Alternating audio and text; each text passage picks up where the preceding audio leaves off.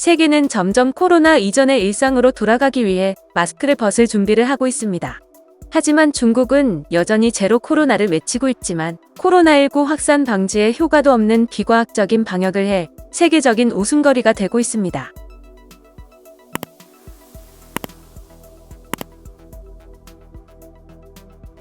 중국의 공영방송들은 중국의 가장 큰 발병 진원지인 상하이에서 수천 명의 작업자가 팀을 이뤄 지역 곳곳을 소독하고 있다고 보도했습니다. 또 중국 당국은 길거리뿐만 아니라 빌딩 출입구, 공원 벤치, 심지어 소포에까지 소독제를 뿌려대는 것으로 전해졌습니다. 소독제를 뿌리는 업무에는 소방관과 지역 청소년, 긴급구조 인력까지 차출되고 있고 상하이 인근에는 특수 화학물질 생산 기지까지 세워졌습니다. 이뿐 아니라 소독 로봇까지 동원해 검역 순찰을 하고 주민들에게 소독제 직접 살포와 드론을 활용한 소독제, 공중 살포 등도 권고하고 있습니다.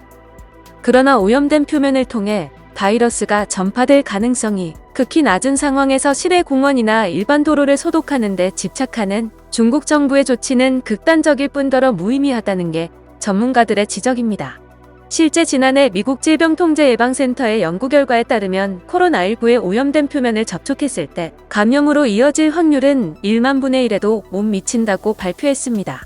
과도한 소독 조치는 오히려 대중의 건강을 위험에 빠뜨릴 수 있다는 비판도 나옵니다.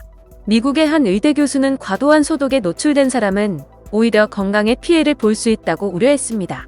세계보건기구 역시 소독제를 실외에서 뿌리는 것은 건강에 유해할 수 있고 논호흡기 또는 피부에 자극이나 손상을 줄 수 있다고 설명했습니다.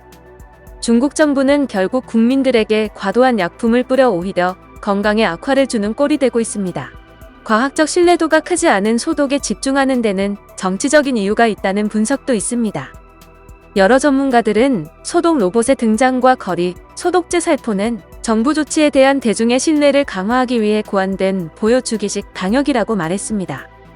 코로나19가 외부에서 유입됐다는 중국 정부의 논리를 설파하기 위한 수단이며 코로나19는 중국 우한이 아닌 다른 곳에서 시작됐다는 주장을 고수하기 위해서 하는 행위라고 보고 있습니다. 최근에도 해외에서 들여온 냉동식품, 한국 택배, 캐나다 택배 등 수많은 코로나19 유입설들을 중국 정부에서 발표한 바 있습니다. CNN도 중국 정부가 모든 해외 수입 품목에 대해 바이러스의 흔적을 찾고 일부 도시에서는 국제 우편과 소포를 소독하는 것도 같은 이유로 보인다고 풀이했습니다. 영상을 시청해주셔서 감사합니다. 여러분의 좋아요, 구독은 큰 힘이 됩니다. 지금까지 뉴스킹이었습니다.